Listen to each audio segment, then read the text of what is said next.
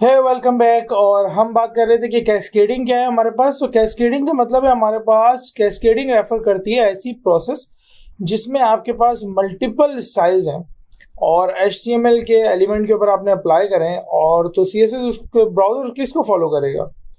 तो ये वैसे तो ये चीज़ बहुत ही लॉजिकल है, ये करके समझ आएगी आपको और ये मैं आपको इन सिंपल टर्म्स तो बता ही चुका हूँ। तो एक काम करते हैं, हम चलते हैं कोड की तरफ और देखते हैं कि कैस्केडिंग होता क्या है। ये एक काम करते हैं, मैं आपको थोड़ा थ्योरी पहले डिफाइन कर दूं, फिर मैं आपको लेके जाता हूं और एक सादी कोड पर चलेंगे ताकि आपको बेहतर अंदाज में समझ आ जाए। क्योंकि अभी तक मैंने आपको लिंक करना नहीं बताया है और आपको थोड़ी बातें और बतानी है। तो हम चलते हैं पहले आगे मज़ीद, और उसके बाद फिर जब हम कोड पे आएंगे तो हम डिस्कस करेंगे कि कैस्केडिंग क्या होता है, देखेंगे लॉजिकली क्या होता है कैसे। सो स्टाइल शीट क्या होती है हमारे पास। स्टाइल शीट क्या है, बेसिकली आपने रूल्स डिफाइन कर दिए अपनी शीट में और हर एलिमेंट के लिए आपने एक रूल डिफाइन कर दिया कि ये एलिमेंट का कलर ये हो, ये एलिमेंट का साइज ये हो। तो वेब डेवलपमेंट के दुनिया में आपके एलिमेंट्स ही तो हैं, HTML में सारे एलिमेंट्स हैं, HTML तो पूरी दुनिया है एलिमेंट्स की। तो हर एलिमेंट का आपने एक रूल डिफाइन किया हुआ है। वो जो आपने रूल डिफाइन किया हुआ है जिस शीट में, उसे हम स्टाइल शीट कहते हैं, राइट। उस रूल में, उस शीट में आपने एलिमेंट्स के विजुअल अपीयरेंस बताएं, एलिमेंट्स की फॉर्मेटिंग डिफाइन की है, तो उस शीट को हम बेसिकली स्टाइल शीट कहते हैं। तो CSS जिस फाइल में लिखी जाए, आपने HTML जिस फाइल में लिखी थी आपने उसको HTML डॉक्यूमेंट कहा था, या इंडेक्स फाइल जो भी आपने नाम दिया था वो आपके HTML डॉक्यूमेंट था। इसी तरीके से जिस फाइल में हम CSS लिखेंगे वो हमारी स्टाइल शीट होगी। क्लियर है? ओके। सो ये मैंने आपको पहले बता दिया, HTML एक स्ट्रक्चर है और CSS जो है वो डिजाइनिंग है उस स्ट्रक्चर की। इसकी मिसाल आप बिल्कुल इस तरीके से लो कि आपके पास एक घर है, राइट, और आपने उस घर को पूरा उसका स्ट्रक्चर डिफाइन कर दिया, उसमें पिलर बना दिए आपने छत डाल दी उसके अंदर, आपने दीवारें खड़ी कर दी उसकी, पूरा स्ट्रक्चर आपने डिफाइन कर दिया। लेकिन आप जब कलर करने जाओगे, उसको डिजाइन करने जाओगे, उसको मजीद उसमें निखार पैदा करोगे, तो वो आपका CSS है। So defining the structure is HTML, designing the structure is CSS, right. I hope ये क्लियर हुआ होगा। CSS हमारे पास अपीयरेंस डिस्क्राइब करती है, राइट, कि कौन सी चीज़ किस तरीके से दिखेगी। ऐसे ही मैं आपके साथ पहले ऑलरेडी अभी थोड़ी देर पहले ये बात कर चुका हूँ। असल बात है हमारी सिंटैक्स की। तो वैसे मैं आपको बता चुका हूँ कि HTML अगर आपने मेरा देखा हुआ हो तो वहाँ हम डिस्कस कर चुके हैं कि HTML हो कोई भी लैंग्वेज हो, so every language have its own grammar and vocab. जैसे कि आपकी हिंदी है, आपकी उर्दू है, आपकी इंग्लिश है, या और कोई आपकी लैंग्वेज है। तो जब आप इन लैंग्वेजेस को आप देखते हो तो इन लैंग्वेजेस को आप सीखते कैसे हो, इनकी ग्रामर आप सीखते हो, इनकी वोकैब आप सीखते हो, राइट। इसी तरीके से जब आप वेब डेवलपमेंट में आते हो और उसकी लैंग्वेजेस को सीखते हो तो वो कैसे सीखते हो आप, वो भी यही रूल्स अप्लाई होंगे, वो भी यही ग्रामर अप्लाई, उस लैंग्वेज की ग्रामर अप्लाई होगी आपके पास, राइट। तो CSS की ग्रामर क्या है हमारे पास, उसे हम CSS सिंटैक्स कहते हैं, राइट। तो CSS की ग्रामर क्या है हमारे पास से, आप सबसे पहले H1 ओपन करोगे और H1 ओपन करके आप उसकी प्रॉपर्टीज डिफाइन कर दोगे, राइट। अब अगर आप इस एग्जांपल में देखो तो हमारे पास सबसे पहले है कि हम CSS लिखेंगे कैसे। तो बहुत आसान है, मैंने बोला भाई मेरी जो ब्राउज़र मेरे पेज में मल्टीपल H हेडिंग है, उसमें जाओ और H1 को सेलेक्ट कर लो। अब H1 तो एक ही होगी या दो होंगी या तीन होंगी, जो भी है आपकी। तो H1 को सेलेक्ट करो। अब सेलेक्ट करने के लिए आपने क्या किया, H1 का सिलेक्टर को इस्तेमाल किया, राइट। और उसके अंदर आपने जाके एक की डिफाइन कर दी और एक वैल्यू, इसे हम प्रॉपर्टी कहते हैं, राइट।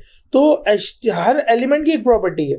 ये बिल्कुल ऐसा है कि मान लें एक क्लास के अंदर डिफरेंट स्टूडेंट्स हैं और हर स्टूडेंट की एक प्रॉपर्टी है कि उसकी आंखों का कलर ये है, उसकी हाइट ये है, राइट, उसका जेंडर क्या है, ये सारी आपके पास क्या है, राइट। अब मैंने जो यहाँ पे सेलेक्टर लिया वो स्टूडेंट है, और उस स्टूडेंट की प्रॉपर्टीज हैं कुछ, उसकी जेंडर, उसका जो है वो हाइट, उसका कलर, ये सब उसकी क्या है, ये प्रॉपर्टीज है उसकी।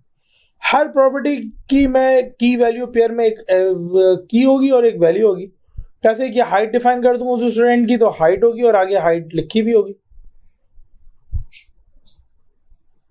इसी तरीके से अगर मैं उस स्टूडेंट की जेंडर डिफाइन कर दूं तो मेल फीमेल लिखा हुआ होगा। सेम इसी तरीके से सीएसएस में भी है। सीएसएस में मल्टीपल हेडिंग्स हैं, तो मैंने H1 एक हेडिंग पकड़ ली H1 और कर्ली ब्रेसेस ओपन किए, और कर्ली ब्रेसेस ओपन करके मैंने यहाँ पे उसकी प्रॉपर्टीज को डिफाइन कर दिया। ये जो आप प्रॉपर्टी पूरी डिफाइन कर देते हैं की वैल्यू पेयर में, इसको हम डेक्लेरेशन कहते हैं। डेक्लेरेशन एक भी हो सकती है और डेक्लेरेशन एक से ज्यादा भी हो सकती है, राइट।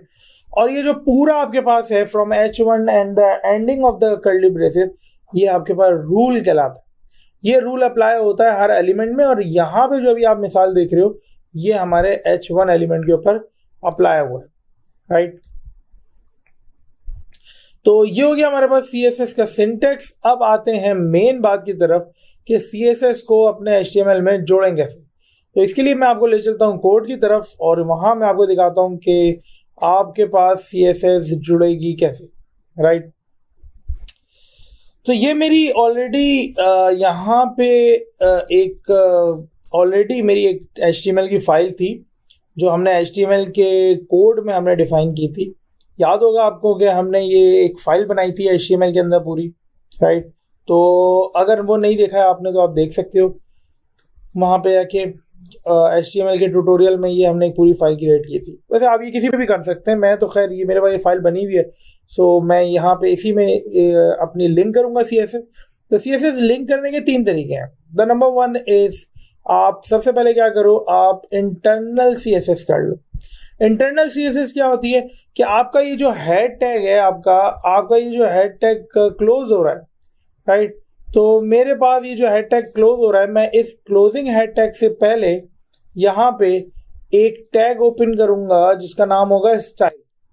अब ब्राउजर जब ये पढ़ेगा, ऊपर से पढ़ता हुआ आया भाई, मेटा पढ़ा, टाइटल पढ़ा, और फिर वो यहाँ आ गया।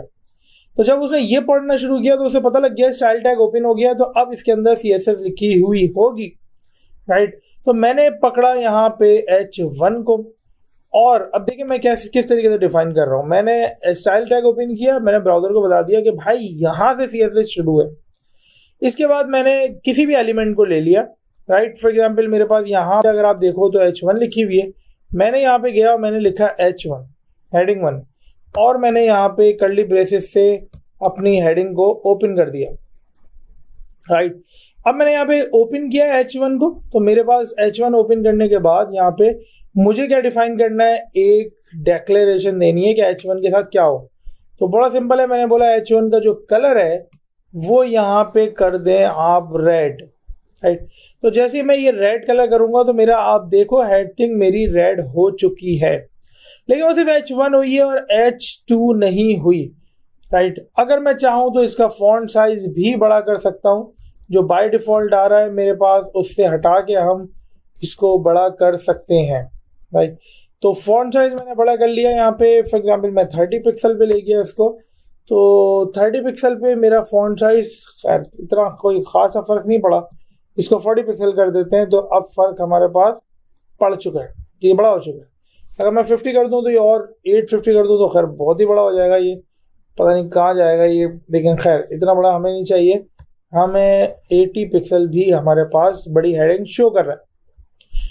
देख लें दोबारा किस तरीके से मैंने किया है। मैंने अपने एलिमेंट को टारगेट किया कि H1 को पकड़ो, H1 का कलर रेड कर दो और उसका फॉन्ट साइज 80 कर दो, right. So this is the way to define the CSS। Internal CSS आप इस तरह डिफाइन करते। अच्छा, अगर इसी चीज को मैं कमेंट आउट कर देता हूँ अभी, क्योंकि मैंने इसको नहीं लेना अभी, मैंने यहाँ कमेंट कर दिया। इसी चीज को अगर मैं हेडिंग 1 में डायरेक्ट चले जाऊं तो एक तरीके का और था, राइट। तो इसको मैं यहाँ पे सिंपल कर लेता हूँ। एक तरीके का और है कि आपको अगर फॉर एग्जांपल नहीं करनी, ये काम नहीं करना, तो एक और तरीके का है। आपने अगर हेडिंग 1 को ही छेड़ना है तो आप हेडिंग 1 में जाएं ओपनिंग टैग में, और वहाँ जाके आप एक एट्रीब्यूट ओपन जो जिस तरीके से करते हो वैसे आप स्टाइल लिख के एंटर कर दो। तो जैसे लिखोगे आप एज ए एट्रीब्यूट आपने इसे ओपन कर दिया, स्टाइल का एट्रीब्यूट ओपन हो गया। अब यहाँ आप CSS लिख सकते हो इन्वर्टेड कॉमास के अंदर। तो यही काम मैं यहाँ भी करूँगा, कलर लिख के एंटर करूँगा, मैं बोल दूंगा इसका कलर क्या है, रेड है। तो देखें आप हेडिंग मेरी रेड हो चुकी है, राइट। कॉलन के बाद आपने लिखना है, कॉलन CSS में बेहद अहम है, अगर कॉलन नहीं हुआ तो आपको एरर प्रोवाइड करेगी फाइल। तो मैंने यहाँ पे लिखा कलर रेड, और मैंने यहाँ पे दूसरा डिक्लेरेशन दे दिया कि फॉन्ट साइज मेरा क्या है, 80 पिक्सल का फॉन्ट साइज है। तो मेरा फॉन्ट भी बड़ा हो चुका है और मेरा जो स्टाइल है वो भी यहाँ पे, सॉरी मेरा जो कलर है वो भी रेड हो चुका है, राइट। मैं काम करता हूँ, मैं यहाँ पे इसको फिलहाल मिटा देता हूँ, राइट। और ये मैं नहीं करता, सॉरी मैं इसको यहाँ मिटा देता हूँ। और ये आपने भी नहीं करना, ये मैं सिर्फ आपको just for the information purpose बता रहा हूँ। आपने इनलाइन CSS, ये कहलाती है इनलाइन CSS। आपने इनलाइन CSS कभी नहीं करनी। आपने कौन सी CSS करनी है, आपने या तो चलें कभी ये कर ले, मैं भी कभी कभार कर लेता हूँ ये, या अगर आप ना करें ये तो जो सबसे आखिरी मेथड है हमारे पास, बेस्ट मेथड, वो ये है कि आप अपने फाइल में स्ट्रक्चर में आए, एसेट में जाएं और यहाँ जाके एक फोल्डर ओपन कर लें आप CSS। तो जैसे ही आप एक फोल्डर ओपन करेंगे, इस फोल्डर में एक फाइल बना लें जिसका नाम होगा style.css, राइट। अब आपने जो भी CSS लिखनी है, जो आपने यहाँ लिखी हुई थी वो अब आप यहाँ लिखो, राइट। अब मैंने H1 को टारगेट करना था, कर्ली ब्रेसेस मैंने ओपन कर लिए हैं, मैंने एंटर किया है और मैं यहाँ पे कलर दे देता हूँ क्या, रेड। अब आप देखो मेरे पास रेड हो रहा है, नहीं हो रहा, क्यों नहीं हो रहा भाई, होना चाहिए। अब मैं दूसरा दे देता हूँ इसको फॉन्ट साइज, और वो मेरा था 80 पिक्सल। तो ये तीसरा मेथड है, इसे हम कहते हैं एक्सटर्नल CSS, राइट। इसकी फाइल अलग से बनाई जाती है फोल्डर में जाके, इसीलिए इसको एक्सटर्नल CSS कहा जाता है। आप अपने HTML से निकल के बनाते हैं इसको, एक्सटर्नल CSS, राइट। फिर है हमारे पास कि अब ये तो काम कर नहीं रही है सर, क्यों नहीं कर रही, बहुत आसान है, मैंने इसको लिंक ही नहीं किया, प्लग ही नहीं किया, दोनों को मिलाया ही नहीं आपस में। उसको कैसे पता कौन से HTML के कौन से H1 को ढूंढना है। तो मैं गया, मैंने उसको बोला कि ठीक है सही है, तुम टाइटल के नीचे आओ, मैं तुम्हें बता रहा हूँ कि आप इसको हम बंद कर देते हैं। तुम टाइटल के नीचे आओ, मैं तुम्हें बता रहा हूँ, आप लिंक लिख के एंटर करें, आपके पास रिलेशन आ जाएगा कि आप क्या लगा रहे हैं, स्टाइल शीट लगा रहे हैं। स्टाइल शीट पड़ी हुई कहाँ पर है, हमने बोला कि भाई आप चले जाओ कहाँ पे, एसेट्स में और CSS में, और ये मेरी फाइल। यदि आप ये लिख के एंटर करते हैं तो आप देखेंगे वहाँ पे मेरी CSS अप्लाई हो चुकी है, राइट। तो ये मेरी CSS अप्लाई हो चुकी है, इसे कहते हैं एक्सटर्नल CSS। एक्सटर्नल CSS के लिए आपको एक्सटर्नल CSS की फाइल से HTML को लिंक करना पड़ेगा, और भाई लिंक होगा मेरे टाइटल टैग के नीचे और हेड टैग के क्लोजिंग के ऊपर, राइट। तो this is the way to link CSS with our HTML। हमने 3 लिंकिंग पढ़ लिए, एक आपका एक्सटर्नल, एक आपका इंटरनल, और एक आपका है इनलाइन। इनलाइन आपने करना नहीं है और एक्सटर्नल भी आपने नहीं करना, सॉरी इंटरनल भी आपने सच नहीं करना। मेजॉरिटी केसेस में आप एक्सटर्नल CSS ही करोगे, राइट। तो ये था हमारे पास तरीकेकार CSS को लिंक करने का। आई होप समझ आया होगा। अगर आपको समझ आया है तो मुझे कमेंट में आप बता दो। मिलते हैं अगली वीडियो में। Goodbye, have a nice day.